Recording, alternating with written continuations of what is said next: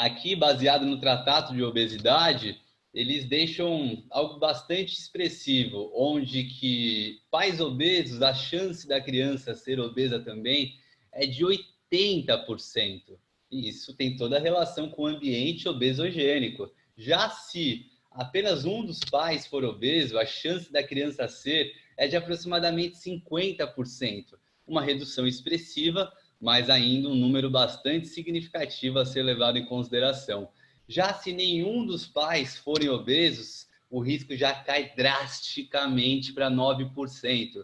Olha quanto é impactante o estilo de vida dos pais, ou o estilo de vida que essa criança está inserida, em relação a este aspecto de composição corporal. E para que não fique uma informação sem uma validação tão forte, eu trouxe uma meta-análise que faz essa associação, e isso em diferentes países. Nós, desde já, deixo claro que temos um quadro de pandemia de obesidade, não só na faixa etária adulta, mas também entre as crianças. E eu vou mostrar dados que justificam esse posicionamento. Então, essa meta-análise, ela trouxe mais da informação que já foi falada, que filhos de pais com sobrepeso ou obesidade têm 2 vezes ou mais chance, probabilidade de se tornar obeso comparado com pais com peso adequado. Então, é muito importante reforçarmos que não adianta você indicar com que seu filho coma uma diversidade de alimentos se você mesmo não mostra isso a ele. Muito mais fácil a comunicação através da atitude do que através da obrigação, né? De você ficar ali incisivo dizendo que ele deve consumir aquilo. E muitos pais ainda, eu encontro isso, relato bastante com pacientes que eu atendo e também com a própria família, de querer esconder o alimento, né? E eu acho isso é um ponto muito negativo, né? Porque, na verdade, ele precisa entender a importância e a forma de consumo do alimento que está sendo ali, de certa forma, escondido, como uma beterraba no feijão, coisas do gênero, né? E aí o que falta, em muitos casos, é falta de informação. Nos dados da Vigitel, a associação com nível de escolaridade e taxa de obesidade. Quanto menor o nível de escolaridade, a expectativa de maior taxa de obesidade. Então, a desinformação, quem sabe, extrapolando, não quer dizer que quem não tem informação não tem formação, não tem a informação, mas há uma expectativa de ter menos acesso a essa informação, porque também nesse estudo da Vigitel há relação de condição social, né, e também direcionamento em relação à obesidade. Então, tudo isso é importante levar em consideração. Como eu falei, é algo pandêmico, né? Então, nesse estudo, comparando 1972 até 2012, calcula-se que houve um aumento de 5 quilos em 3 décadas nas crianças, né? E aqui eles colocando uma margem de 5 a 17 anos, muito expressivo. E calcula-se que apenas 200 calorias por dia são colocadas em excesso, que às vezes é o bombonzinho, às vezes é um alimento rico em açúcar, né? E aí você coloca as guloseimas de forma geral, pois eu ainda escuto muito a palavra paladar infantil. Isso me machuca muito, porque eu sofri disso.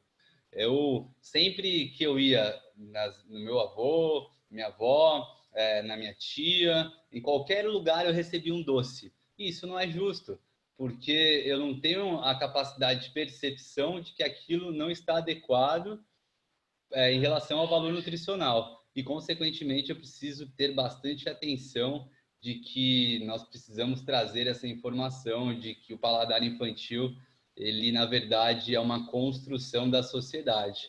Pois a criança, quantas vezes já vi criança pegar um brócolis sem tempero nenhum, comer e comer numa boa. E aí nós que criamos essa associação, no meu ponto de vista.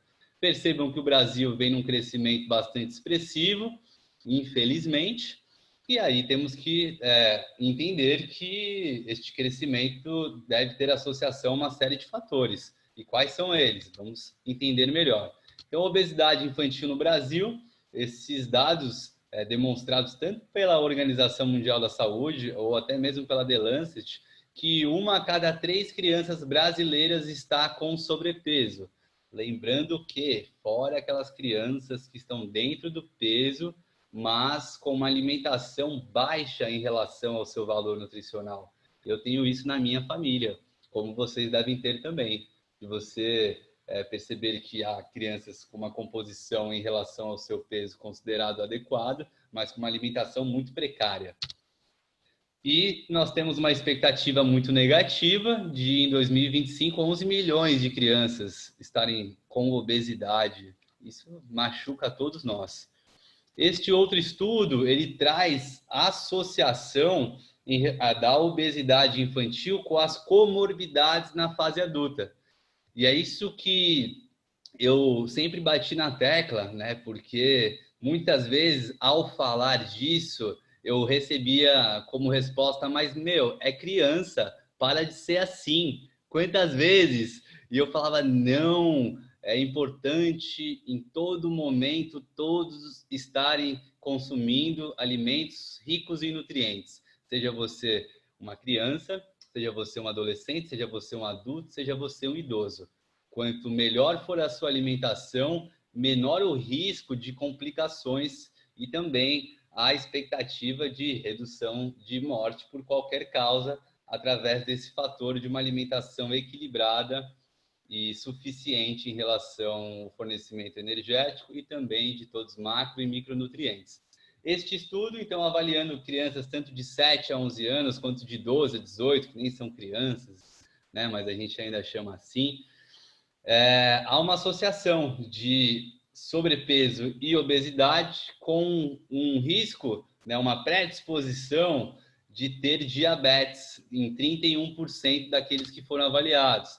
As doenças também coronarianas, né, doenças cardiovasculares, circulatórias, como, por exemplo, o infarto. Vocês percebam a hipertensão. E esses são só um dos fatores que estão sendo avaliados nesse estudo. Consequentemente, nós precisamos entender que, se não mudarmos desde já a educação nutricional e incluir com mais força como matéria de base, porque eu tive, na minha época, educação física, educação artística, mas eu nunca ouvi nada associado a uma educação nutricional. Pelo contrário, se eu levasse uma maçã para o meu colégio, eu sofria bullying, basicamente, porque isso não era bem visto. Você não tinha facilidade de ter esse tipo de alimento, pois o que era mais valorizado eram os ultraprocessados, aqueles ricos em figuras que chamam a atenção e coisas do gênero. Então, precisamos entender que se você não cuidar do seu filho, da sua criança, né, ou dos seus pacientes, desde essa faixa etária, eles possuem, sim, como é esperado de um indivíduo obeso, maior risco de comorbidades na fase adulta, né? E aqui esse estudo, que ele faz também essa relação, e é uma meta-análise, né, que traz, então, uma validação forte para a informação.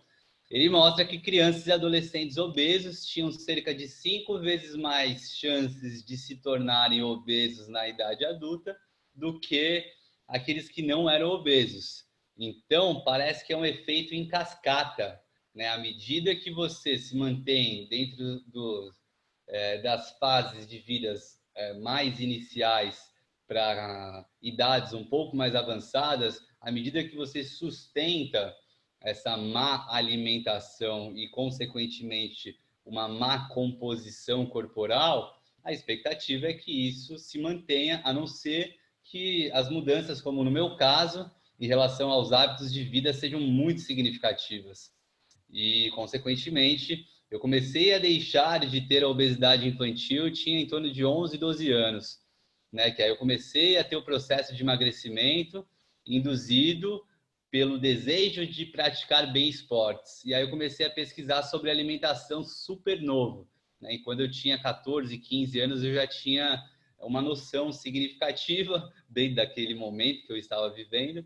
E tudo isso faz muito sentido, porque me machuca. É uma situação que realmente eu sou a realidade, né? Ou na verdade um exemplo de que se eu não tivesse conhecido a nutrição, se eu não tivesse isso muito dentro de mim desde cedo, eu estaria como, por exemplo, infelizmente a minha amada mãe, que ainda é viva, mas que ainda se mantém em estado de obesidade, né? Então isso poderia ser passado para mim também. Essa é a realidade. O efeito em cascata, né, como já foi citado. Então, 55% das crianças obesas passam a ser obesas na adolescência. Por que eu estou batendo muito nessa tecla? Porque, às vezes, mais uma vez, a criança que está com um peso acima do que é indicado é visto como uma criança fortinha, né? Não é visto o tamanho do problema, pois a obesidade é uma patologia e esta criança não tem capacidade de buscar a solução. Somos nós os responsáveis a criar um ambiente adequado para que ela consiga se desenvolver, né? E aí você vai perceber que 55% das crianças obesas passam a ser obesas na adolescência e 80% dos adolescentes obesos ainda serão obesos na idade adulta e 70% serão obesos acima dos 30 anos. Então, você cria um ambiente menos obesogênico, né? E aí, consequentemente, tem que verificar como fazer isso acontecer com os nossos pacientes, né? Ou você está predisposto a dar sequência nesta pandemia de obesidade, né? Nesta situação onde nós encontramos em todos os lugares do mundo, onde várias faixas etárias estão cada vez mais concentradas em indivíduos, né, vamos colocar assim, ou crianças, que convivem com a obesidade em diferentes faixas etárias. Então, este ambiente obesogênico, ele poderá predispor 3 fatores que daqui para frente eu vou falar nessa sequência sobre esses 3 fatores e eles vão ser carregados até o final da aula. O primeiro é o aumento do consumo de produtos alimentícios. Produtos alimentícios são considerados alimentos de baixo valor nutricional e de baixo custo para o seu próprio compra, para a sua própria compra. Então, em muitos casos, os produtos alimentícios, eles buscam palatabilidade e acessibilidade através de ingredientes que deem condição dele ter baixo custo. E vamos falar com mais detalhes também sobre a parte de marketing e publicidade infantil. A inatividade física é uma realidade. Antecipo que iremos falar da que eu chamo da era do clique, né, onde as atividades físicas estão sendo feitas de forma virtual, sentadas. E essa é uma realidade que a gente precisa compreender, entender o que precisa fazer e ver como fazer este que precisa ser feito. Eu digo que para todos, uma alimentação saudável, ela não escolhe a quem. Todos precisam ter isto como hábito. A prática de atividade física é a mesma coisa. Você tem como necessidade, assim como eu tenho também, para termos bases para alcançarmos uma boa saúde, uma boa qualidade de vida. E problemas físicos e sociais que as crianças acabam sofrendo. Isso eu conduzi muito na escola, temas difíceis de serem contextualizados, desde bulimia, anorexia, o próprio bullying, e também nos adolescentes o consumo de bebidas alcoólicas e outras drogas, além dessa própria alteração física em relação à sua estrutura de obesidade e sociais, tendo dificuldade, em muitos casos, do relacionamento com aqueles que estão em sua comunidade, porque tem dificuldade de ter um relacionamento positivo consigo mesmo. Quantas crianças acabam sentindo vergonha, né, acabam sentindo dificuldade de se relacionar por conta da sua composição corporal e fazem o quê? Descontam no alimento quando chega em casa. Vamos falar com mais detalhes sobre isso. Né? Então, aumento do consumo de produtos alimentícios. Eu peguei aqueles que mais se expressam, na minha visão, em relação ao direcionamento para essa população. Tem muito marketing envolvido,